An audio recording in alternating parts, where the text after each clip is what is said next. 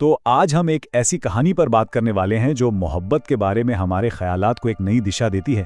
देखिए, ये कोई बड़ी बड़ी बातों वाली फिल्मी कहानी नहीं है, बल्कि ये एक हकीकी सच्चे ताल्लुक की खूबसूरती के बारे में है।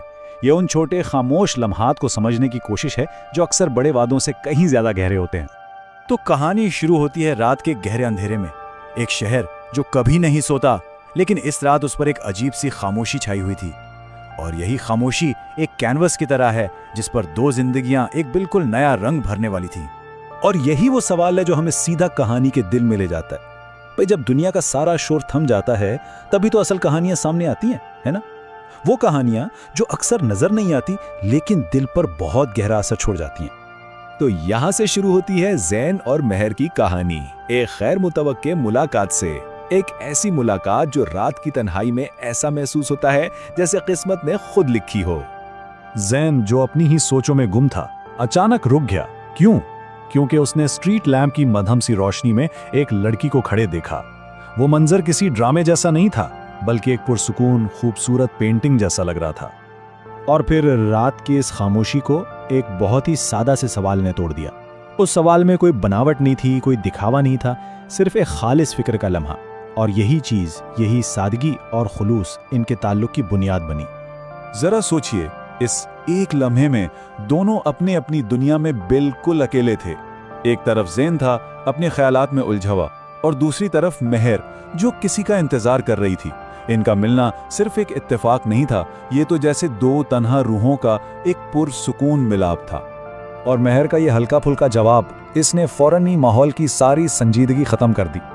उसकी मुस्कुराहट ने जैसे ये बता दिया हो कि कभी कभी सबसे गहरे रिश्तों की शुरुआत बहुत ही आसान और कुदरती होती है। तो अब कहानी आगे बढ़ती है। आइए देखते हैं कि ये पहली मुलाकात एक गहरे ताल्लुक में कैसे बदलती है। ये कहानी का वो हिस्सा है जहां अल्फाज की जरूरत कम पड़ती है और एहसासात खुद बोलना शुरू कर देते हैं। एक हफ्ते बाद वो एक रूफटॉप कैफे में मिले। नीचे पूरा शहर सितारों की तरह चमक रहा था। माहौल यकीनन बहुत रोमांटिक था, लेकिन असल खूबसूरती उनकी बातों में थी, उनकी खामोशी में थी, जिसमें एक अजीब सी अपनाइयत थी। महर के ये अल्फाज, इनमें एक बहुत गहरी सच्चाई थी। ये एक अजीब एहसास है ना? जब आप किसी से मिलते हैं और लगता है कि आप उसे सदियों से जानते हैं, चाहे मुलाकात कुछ दिन पुरानी ही क्यों ना हो। और ज़ैन का जवाब देखें, कितना सादा मगर गहरा। उसने इस ख्याल को और पुख्ता कर दिया। मतलब ये कि इनका ताल्लुक किसी कोशिश का नतीजा नहीं था, बल्कि कुदरती बहाव था, जैसे दो दरिया बगैर शोर किए एक दूसरे में मिल जाते हैं। और फिर एक शाम पार्क में चलते हुए अचानक बारिश शुरू हो गई। अब ये लम्हा किसी फिल्मी सीन की तरह भी हो सकता था, लेकिन उनकी बेसाख्ता हंसी ने इसे बिल्कुल हकीकी और यादगार बना दिया। इस एक छोटे से इशारे में सब कुछ कह दिया गया। ये सिर्फ बारिश का एक कतरा हटाना नहीं था, ये तो जैसे उनके दरमियान मौजूद हर फासले को मिटा देना था। एक खामोश लम्हा जिसने उनके रिश्ते को एक बिल्कुल नई गहराई दे दी। और अब हम कहानी के उस हिस्से पर आते हैं जो इसका दिल है, इसका मरकजी ख्याल। ये इस एहसास के बारे में है जो उनके ताल्लुक की बुनियाद बना कि असल मोहब्बत परफेक्ट यानी कामिल होने में नहीं, बल्कि हकीकी होने में है।